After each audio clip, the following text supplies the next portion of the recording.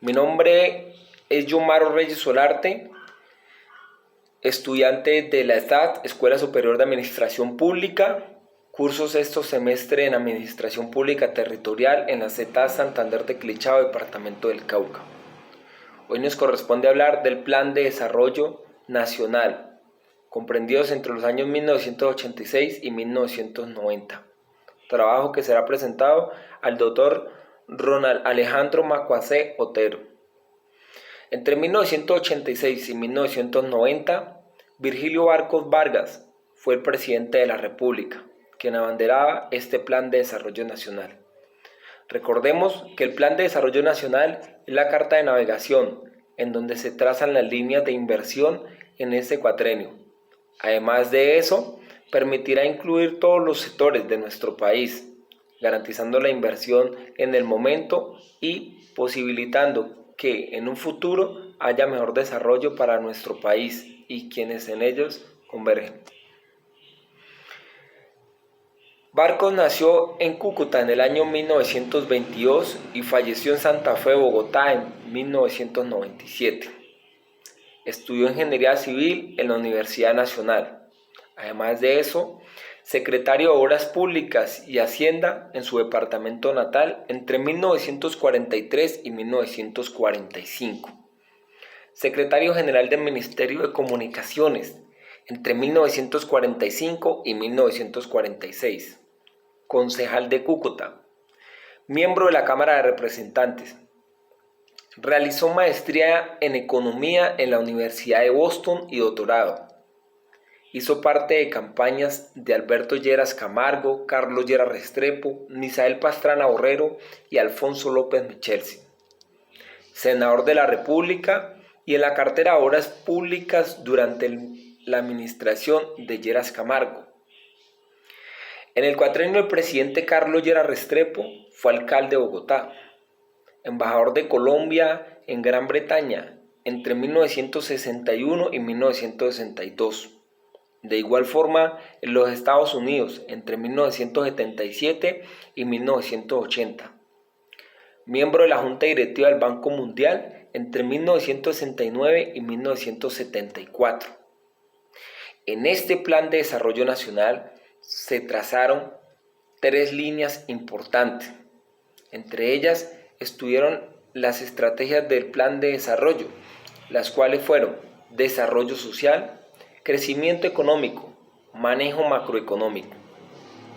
Dentro de las estrategias de desarrollo social estuvieron la rehabilitación y el desarrollo en asentamientos urbanos, ofrecer servicios de salud básica para todos, brindar educación básica para todos, mejorar la seguridad social de los hogares, garantizar el suministro de bienes básicos y seguridad alimentaria, generación de empleos y mejoramiento de ingresos de trabajo, promover la participación ciudadana, plan para la erradicación de la pobreza absoluta, plan de rehabilitación, plan de desarrollo integral campesino, estrategias de crecimiento económico, las cuales pretendían expandir los mercados internos y externos, recuperar e impulsar la capacidad productiva de la economía, ampliar y rehabilitar la infraestructura física, modificar la estructura de producción y consumo de nuestro país, la expansión de exportaciones y no dejando por último y olvidando las inversiones públicas y privadas. Además de eso, se generaron planes y acciones para desarrollar programas de inclusión. Política del sector agropecuario. Aumentar la producción y la productividad, en especial de bienes básicos y exportadores. Mejorar la calidad de vida de los productores. Elevar la inversión pública y privada con el objetivo de mejorar la rentabilidad. Titulación de tierras. Modernización y esquemas productivos mediante la inversión en infraestructura. Acceso al crédito. Política del sector industrial. Impulsar el crecimiento y la competitividad de productos manufacturados. promover la inversión nacional y extranjera, adecuar la estructura productiva y la disponibilidad de recursos del país y mejorar los canales de comercialización, política de compras oficiales y aranceles, mayores niveles de eficiencia, calidad para disminuir los costos y por ende los precios para incrementar la competitividad y diversificación, aprovechamiento de los nexos intersectoriales como la agroindustria. Política de sector hidrocarburos y minerales. Ser autosuficientes en el consumo de petróleo y ser exportador neto, al igual que invertir en la exploración, la construcción del oleoducto de los llanos. Fomentar el consumo del gas natural en los hogares. Construcción de gasoducto Apiay, Bogotá. Consolidar financieramente a Carbocol. Mantener la producción rentable de oro y explotación de nuevos depósitos. Impulso de proyectos como Cerrejón Zona Norte y desarrollo de nuevos proyectos de inversión privada. Política de construcción de vías y transportes. Inversión pública y crédito privado con el objetivo de impulsar la demanda agregada. El plan de lucha contra la pobreza contempla la rehabilitación de zonas subnormales y la construcción de nuevas. Se impulsa la construcción de obras públicas, en donde se tuvieron en cuenta la construcción de acueductos, alcantarillados, energía, comunicaciones, carreteras. En el sector eléctrico, el objetivo de la inversión estaba concentrado en la transmisión y distribución. Asimismo, la austeridad y eficiencia de las empresas estatales, costos económicos según la capacidad de los usuarios más vulnerables. Políticas e inversión pública. Elevar la cobertura de agua potable del 64% al 74% y el alcantarillado del 50% al 62%. Mejorar la inversión con respecto al PIB del 0,35% al 0,80%, al igual que disminuir los costos de mantenimiento e inversión en nuevas tecnologías. El PAS, Plan de Ajuste Sectorial, está destinado a proveer el agua potable y de alcantarillado en las ciudades intermedias y de menores. Eliminar la dispersión en las tarifas y hacer más racional el sistema tarifario, mejorando la organización y demás. Política territorial. Beneficiar las áreas y grupos marginados integrándolos en el desarrollo económico. En lo regional, aprovechar las ventajas comparativas y generar desarrollo autosostenido y mayor generación de ingresos y empleo. En lo urbano, racionalizar el uso del suelo mediante el proceso de densificación acorde con las características de las ciudades. Asimismo, conectar lo urbano y lo regional. Reorientación del gasto público hacia las zonas marginadas. Consolidación de la autonomía regional. Estrategias de manejo macroeconómico. Elevar los niveles de ahorro público y mejorar la eficiencia del Estado. Garantizar la liquidez en la moneda extranjera y asegurar los niveles de endeudamiento acordes con la capacidad del país. Estimular el ahorro privado y canalizar hacia la inversión productiva. Crecimiento del ahorro público por encima del crecimiento de la economía. Aumento de la tasa de inversión superior al 7% anual. Déficit público inferior al 3%. Además de eso, podemos contar que se obtuvieron unos resultados macroeconómicos, en donde la balanza de pagos arrojaba por primera vez en los 80 un superávit en la cuenta corriente y el déficit del sector privado consolidado en donde se situaba en un nivel solo ligeramente superior al 1% del PIB, el nivel más bajo en los años que reflejaba las administraciones de nuestro país. Es decir, en ocho años no se había manejado un comportamiento económico como el que se estaba dando en ese momento de la administración del presidente Barcos. Como le reflejan los indicadores externos y fiscales, el mantenimiento de los equilibrios de las cuentas corrientes y de finanzas públicas. Ello se reflejó tanto en una tasa de cambio competitiva, déficit fiscales entre el 2 y 2.5% del PIB para el sector público. El retorno a condiciones de equilibrio permitió reducir la tasa de interés y permitir la recuperación de crédito doméstico en relación con los niveles alcanzados durante los años anteriores a 1986. Aunque la balanza cafetera resultó corta, la economía logró mantener una buena disminución en 1987 y menor medida en los 3 años siguientes. El crecimiento provino de los sectores de exportación, tanto no tradicionales de la agroindustria y la agricultura, como las exportaciones mineras, como en el caso del petróleo, el carbón y ferroníquel. Las exportaciones de bienes y servicios aumentaron su participación en el PIB, reflejando en el país el 15.6% en 1985, con un incremento del 22.7% en 1991, cuando terminó la gran auge exportador.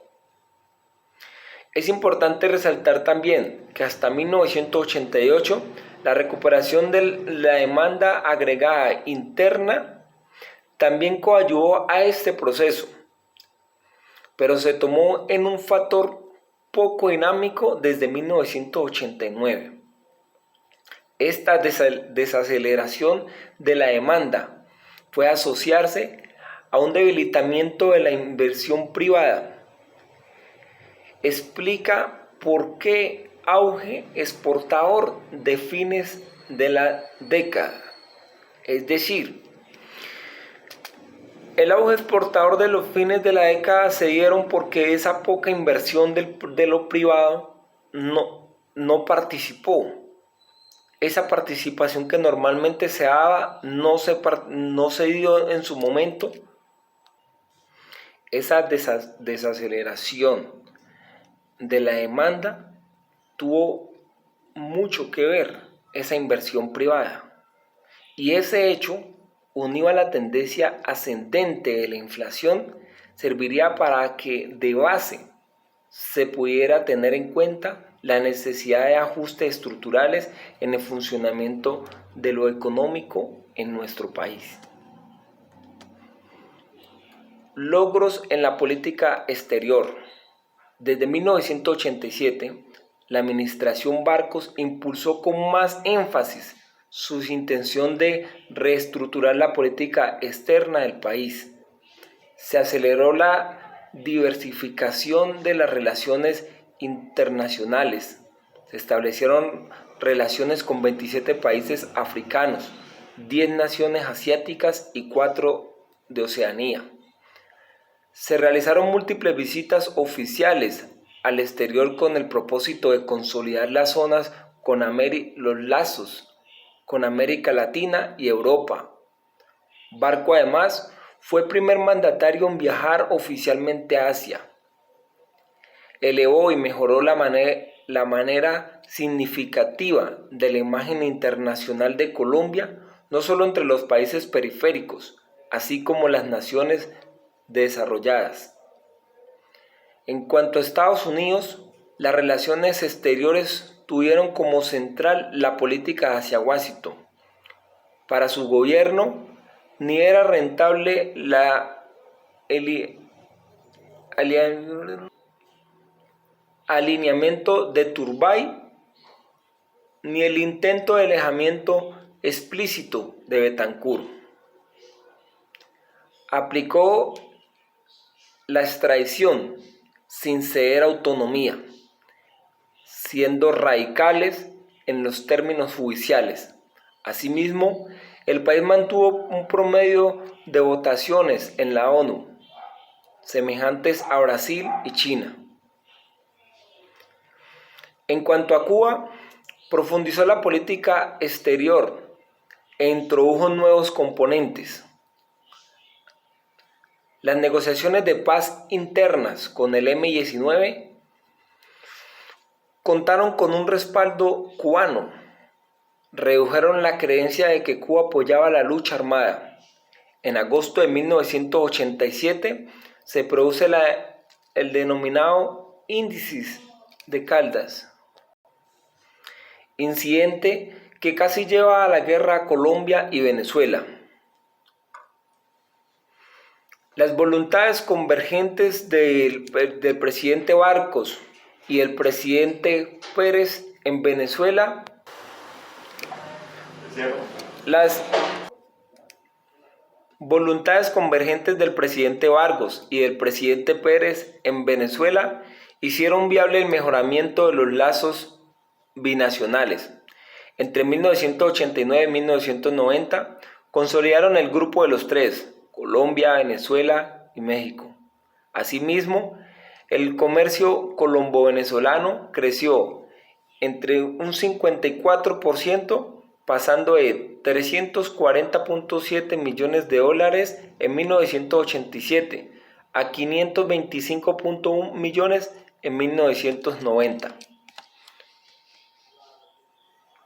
Logros en la paz y aportes constitucionales. El presidente Barcos tuvo que afrontar los números de asesinatos de líderes y miembros de la Unión Patriótica, la UP.